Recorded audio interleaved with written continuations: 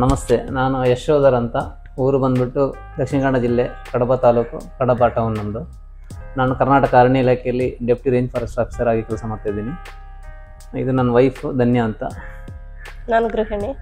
Actually ನಾನು ಆಸುಪಾಸಲ್ಲಿ ನಮ್ಮ friends, family ಇವರ ಮನೆಗಳು, ಹೊಸ ಮನೆಗಳು ನೋಡಿದ್ದೀನಿ.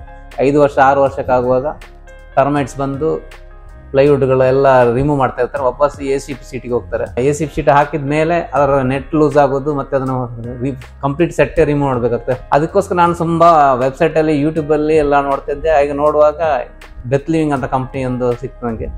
ಅದರ ಕಂಪ್ನಿದು ವೆಬ್ಸೈಟಲ್ಲಿ ಸುಮಾರಷ್ಟು ವೀಡಿಯೋಗಳು ನೋಡಿದ್ದೆ.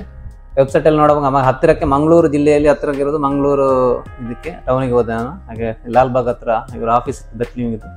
ಅಲ್ಲಿ ಹೋಗಿ ನಾನು ಕನ್ಸಲ್ಟ್ ಮಾಡಿದ್ದೆ. ಕನ್ಸಲ್ಟ್ ಮಾಡುವಾಗ ಶೋರೂಮಲ್ಲಿ ಏನೇನು ಅವರ ಐಟಮ್ಗಳಿದೆ ಅದನ್ನೆಲ್ಲ ತೋರಿಸ್ಕೊಟ್ರು, ಯಾವ ರೀತಿ ವರ್ಕ್ ಆಗ್ತದೆ.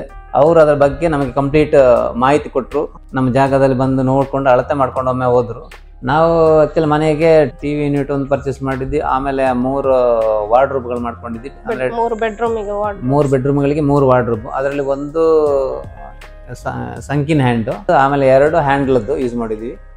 ಆಮೇಲೆ ಮಿರರ್ ಯೂನಿಟ್ ಒಂದು ಯೂಸ್ ಮಾಡಿದ್ವಿ. ಆಮೇಲೆ ಕಿಚನಲ್ಲಿ ಬಂದ್ಬಿಟ್ಟು ನಮಗೆ ಬೇಕಾದಂಗೆ ಕಸ್ಟಮೈಸ್ ಮಾಡಿ ಕೊಟ್ಟಿದ್ದಾರೆ. ನಮ್ದು ಆ್ಯಕ್ಚುಲಿ ಮೇ 2, 2024 ಗೃಹಪ್ರವೇಶ ಆಗಿದೆ. ಮಾರ್ಚ್ 2024ರಲ್ಲಿ ನಮಗೆ ಎಲ್ಲನೂ ಇಲ್ಲಿ ಬಂದು ಡೆಲಿವರಿ ಆಗಿದೆ. ಯಾವುದೇ ಡ್ಯಾಮೇಜ್ಗಳು ಇರಲಿಲ್ಲ. ಮತ್ತು ನಮಗೆ ಬೇಕಾದಂಗೆ ಅವರು ಅದನ್ನು ಕಸ್ಟಮೈಸ್ ಮಾಡಿಕೊಟ್ಟಿದ್ದಾರೆ. 3 ಡೇಸಲ್ಲಿ ಇನ್ಸ್ಟಾಲ್ ಮಾಡಿ ಹೋಗಿದ್ದಾರೆ. ನಾವು ಬೆತ್ ಲಿವಿಂಗ್ ಅನ್ನು ಗೂಗಲ್ ಅಲ್ಲಿ ನೋಡಿದಾಗ ನಮಗೆ ಮಾಡ್ಯುಲರ್ ಕಿಚನ್ ಹೇಗೆ ಇರಬೇಕು ಅದೇ ತರ ಕಾಣಿಸ್ತಾ ಇತ್ತು. ನನಗೆ ಹೇಗೆ ನಾನು ಕಿಚನ್ ಬಗ್ಗೆ ಕನಸು ಕಟ್ಕೊಂಡಿದ್ನೋ ಅದೇ ತರ ನಮಗೆ ಕಿಚನ್ ಅನ್ನು ಸೆಟ್ ಮಾಡಿ ಕೊಟ್ಟಿದ್ದಾರೆ ಅವರು. ವಾರ್ಡ್ರೋಬ್ ಆಗ್ಲಿ, ನಮ್ಮ ಕಿಚನ್ ಆಗ್ಲಿ ವಾಷೇಬಲ್ ಆಗಿರೋದ್ರಿಂದಾಗಿ ನೀಟ್ನೆಸ್ ಮೇಂಟೈನ್ ಮಾಡ್ಕೊಳ್ಳಿಕ್ಕೆ ತುಂಬಾ ಈಸಿ ಆಗೋ ತರ ಇದೆ ಅದು.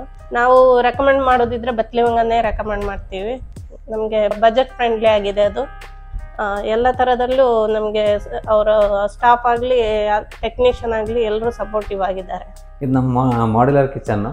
ಇದರಲ್ಲಿ ಇದೊಂದು ಟಾಲ್ ಯೂನಿಟಲ್ಲಿ ಒಂದು ಓವನ್ ಹಾಕಿದ್ವಿ ನಾವು. ಇದು ಆ್ಯಕ್ಚುಲಿ ಹಫೆಲೆ ಕಂಪ್ನಿಯಿಂದ ಇವರ ಥ್ರೂವೇ ನಾವು ಪರ್ಚೇಸ್ ಮಾಡಿದ್ವಿ. ಇನ್ಬಿಲ್ಟ್ ಬಂದಿರೋದು ಅದು. ಆಮೇಲೆ ಇದು ಯೂನಿಟ್ ಎಲ್ಲ ಸಾಫ್ಟ್ ಸ್ಪೇಷಿಯಸ್ ಆಗಿದೆ. ಆಮೇಲೆ ಇದು ಬಂದ್ಬಿಟ್ಟು ಪ್ಯಾಂಟ್ರಿ ಯೂನಿಟ್. ಯಾಕಂದರೆ ಇದು ಒಳ್ಳೆ ಯೂಸ್ ಆಗ್ತದೆ. ಯಾಕಂದರೆ ಇದು ಒಳ್ಳೆ ಬೆನಿಫಿಟ್ ಇದೆ. ಯಾಕಂದರೆ ಎಲ್ಲ ಐಟಮ್ಗಳು ನಮಗೆ ನಮ್ಮ ಕಿಚನ್ಗೆ ಸಂಬಂಧಪಟ್ಟಂತಹ ಧಾನ್ಯಗಳು ಇರ್ಬೋದು, ತುಂಬಾ ಸ್ಪೇಷಿಯಸ್ ಆಗಿರೋದ್ರಿಂದ ನಮ್ಮ ಗ್ರಾಸರಿ ಐಟಮ್ ಎಲ್ಲ ಇಟ್ಕೊಳ್ಳೋದಕ್ಕೆ ನಮಗೆ ಈಸಿ ಆಗುತ್ತೆ. ಇದು ಬಂದ್ಬಿಟ್ಟು ಎಲ್ಲ SS ಸ್ಟೈನ್ಲೆಸ್ ಸ್ಟೀಲ್ ಇದೆ. ಚೆನ್ನಾಗಿದೆ. ಯಾಕಂದರೆ ಇದು ರಸ್ಟ್ ಹಿಡಿಯೋದಿಲ್ಲ ಯಾವುದೇ ಕಾರಣಕ್ಕೂ. ಇದೆಲ್ಲ ನಮಗೆ ಮೂವ್ಮೆಂಟ್ ಮಾಡ್ಕೊಳ್ಳೋಕ್ಕೂ ಆಗುತ್ತೆ. ನಮಗೆ ಬೇಕಾದ ಸೈಜ್ಗೆ ಬಾಟಲ್ ಇಟ್ಕೊಳ್ಬೇಕಿದ್ರೆ ಅಡ್ಜಸ್ಟೇಬಲ್ ಆಗಿರುತ್ತೆ. ಇದು ಬಿಟಿ ಇದು ನಮ್ದು ವಾಶ್ ಆದ ಪ್ಲೇಟ್ಸ್, ಗ್ಲಾಸಸ್ ಎಲ್ಲ ನೀರು ಸ್ಟೈನ್ ಆಗೋದನ್ನೆಲ್ಲ ಇದರ ಒಳಗೆ ಇಟ್ಕೊಳ್ಳೋದು ನಮಗೆ ಈಸಿ ಆಗುತ್ತೆ. ಬಾಟ್ಲ್ ಹೋಲ್ಡರ್ ಎಲ್ಲನೂ ಸಾಫ್ಟ್ ಕ್ಲೋಸ್ ಇದೆ. ಕಟ್ಲರಿ ಯೂನಿಟ್ ಇದು ಪ್ಲೇಟ್ ಇಡ್ಲಿಕ್ಕೆ ಪ್ಲೇಟ್ ಹೋಲ್ಡರ್. ಇದು ವಿಕ್ಕರ್ ಬಾಸ್ಕೆಟ್ ಅಂತ ಹೇಳ್ತಾರೆ. ಇದು ನಮ್ದು ಆನಿಯನ್ಸ್, ಪೊಟ್ಯಾಟೊ ಎಲ್ಲ ಔಟ್ಸೈಡ್ ಇಟ್ಕೊಳ್ಳೋಕೆ ಕನ್ವೀನಿಯಂಟ್ ಆಗಿದೆ ಇದು. ಹಾಗೆ ನಮ್ಮ ಗ್ರೋಸರಿ ಐಟಮ್ಸ್ ನಮಗೆ ಡೈಲಿ ಬೇಕಾದ ಯಾವುದೇ ಐಟಮ್ ಇಟ್ಕೊಳ್ಳೋಕ್ಕೂ ಸ್ಪೇಷಿಯಸ್ ಆಗಿದೆ. ಇದರಲ್ಲಿ ಎಲ್ಲ ಸಾಫ್ಟ್ ಕ್ಲೋಸಲ್ಲಿದೆ. ನಮಗೆ ಈಗ 6 ಮಂತ್ ಆಯಿತು ಯೂಸ್ ಮಾಡಿ. ಯಾವುದೇ ಥರದ ಕಂಪ್ಲೇಂಟ್ಸ್ ಬಂದಿಲ್ಲ ಇದರಲ್ಲಿ. ಸ್ಟವ್ ಬಂದುಬಿಟ್ಟು ಬೆತ್ ಲಿವಿಂಗ್ ಅವ್ರದ್ದೇ.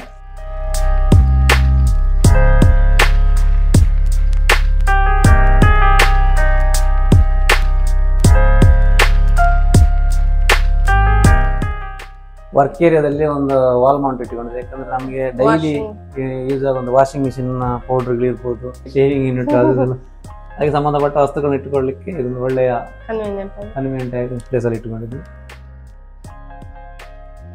ನಾನು ಅರಣ್ಯದಲ್ಲಿರುವಾಗ ಹೆಚ್ಚಾಗಿ ಮರಗಳನ್ನು ನಾವು ಬಳಸೋದಕ್ಕಿಂತ ಇಂಥ ಮೆಟೀರಿಯಲ್ಗೆ ನಾವು ಮಾರು ಹೋದ್ರೆ ಒಂದಷ್ಟು ಮರ ಉಳಿತದೆ. ಪರಿಸರಕ್ಕೆ ನಾವು ಏನಾದ್ರು ಒಂದು ಸಣ್ಣ ಕೊಡುಗೆ, ಇಂಡೈರೆಕ್ಟ್ಲಿ ನಾವು ಪರಿಸರಕ್ಕೆ ಒಂದು ಕೊಡುಗೆ ಕೊಟ್ಟಂಗೆ ಎಕೋ ಫ್ರೆಂಡ್ಲಿ ಅಂತ ಇದನ್ನ ಹೇಳ್ಬೋದು.